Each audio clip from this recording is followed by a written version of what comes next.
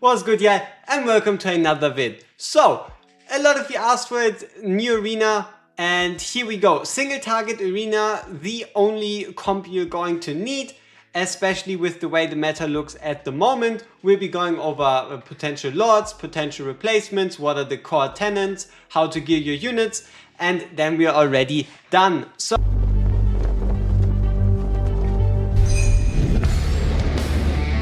our research begins.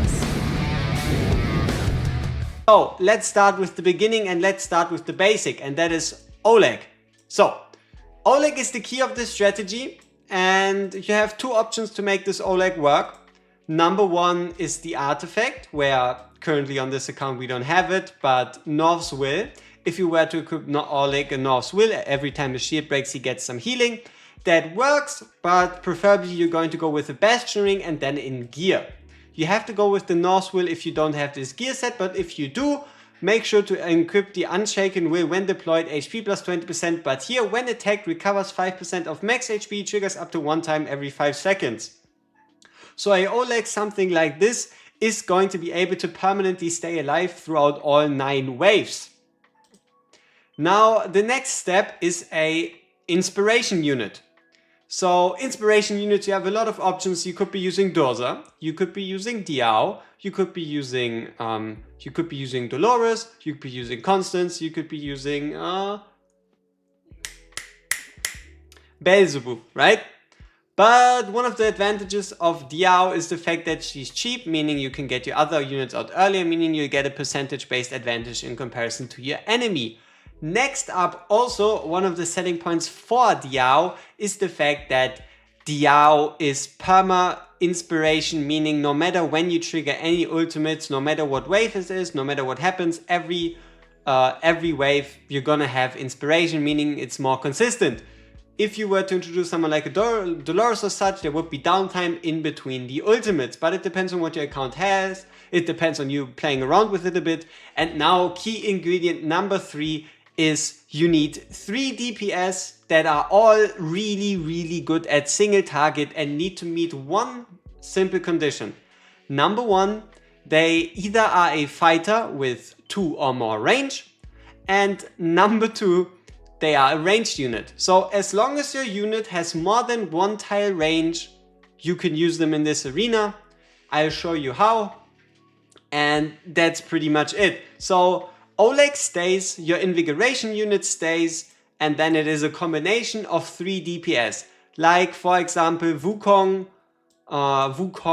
Raiga, and I don't know, we don't really have another good nightmare option. Something like an Arrogance, right? So this could be a team that's going to work, right? It meets the condition. You have basically 3 DPS. And all of them have more than 1 tile range. That's also one of the reasons why Torador isn't going to be that popular, because Torador can't fill Oleg's role and Torador doesn't really do damage, so he's more of a hindrance.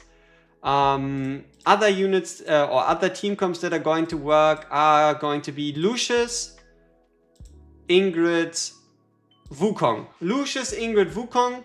Not only does she boost Diao, but Ingrid is pretty good at single target. Lucius is pretty good at single target. If you are playing planning to play a Lucius, make sure you equip Lucius with, let's see, do we have a copy of it here? Yeah, let's make sure you equip him with a Broken Nightmare, or was it Shadow's Gaze? It's one of the two. One of them is again pretty broken, but yeah, those would be like the obvious combinations that come to mind. Something that might be a bit more spaced out would be starting from tomorrow would be Elder.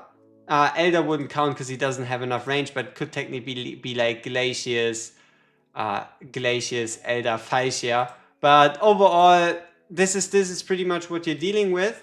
So let's bring Sargak back in. Let's bring in and let's bring in our units, right? So you could also, for example, be running Admiral Claw instead of Ardea if you do or don't have them. Awakening wise, you can see every one of us is A1.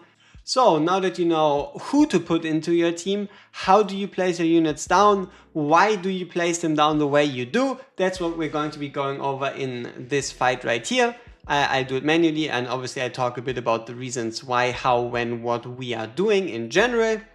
So yeah, we're going in pretty much against the meta team with Garn and with Elwyn and all that good stuff. So we're bringing in Sargak first at the bottom here, which might seem a bit controversial, but it actually has to do with his faction buff of Vol'jron, where Vol'jron sacrifices HP from either a enemy or from a teammate, and that goes up to 15% extra damage, and as well as also reduced damage taken. And yeah, if you were to place him in the very first round, which is what our enemy, or yeah, our opponent is doing, is you're getting a 5% damage boost.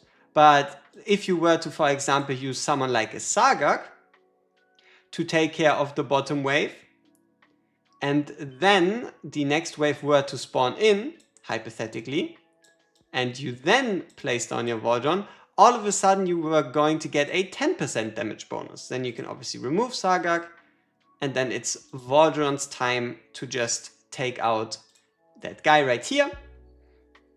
Here we can then fast forward and bring in Oleg. Okay, so we're on 2 times speed. That's not quite what I wanted, but it's fine after all. So we have Vol'jron's exclusive equipped, meaning that we are applying 10% vulnerability throughout the ultimate. So even though we only have a single stack, we're still getting a vulnerability, which is why I really like Vol'jron's exclusive artifact here, even at plus 10. But you can also still use the flux compensator generator, whatever lower HP equals more crit damage artifact, right? That's also a possibility. So let's wait for our enemy to finish his side. And the way we're placing Diao is, so when these enemies starting from wave 5 or wave 6 come in, they have this AoE aura around them.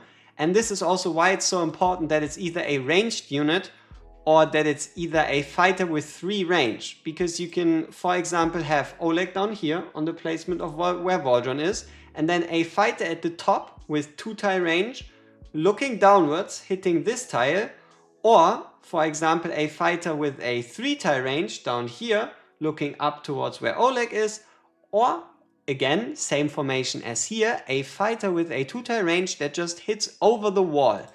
The main thing you want to do is make sure that there is nobody in your team that actually gets hit from the AoE from the enemies, because otherwise you would have to bring something like, for example, a healer. Also, which is nice, is Diao A1 is in no way required, because especially in a formation like this, you can formulate a team where you can just place Diao right here. Or you could also do something else and place Diao at the top there and boost these 2 fighter tiles, or put Diao here at the top, boost this tile. So yeah, there's a bit of freedom there, not too much, but what you're gonna see, especially when we get into the later waves, is we have everybody outside of the AoE besides Oleg. Oleg is the only one getting hit, but Oleg is also in general a chunky boy, so we don't even really have to worry about him surviving.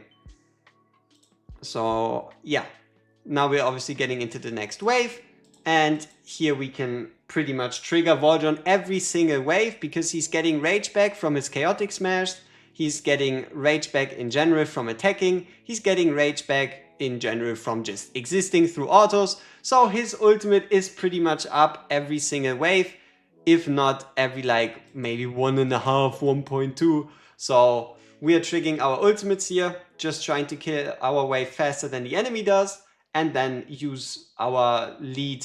Like you can see, yes, we lost a couple points in the beginning, but now in comparison to him, not only is our Vol'jron 5% stronger, which might not sound like much, but it is quite helpful, but we also have an inspiration unit on the field, which he doesn't.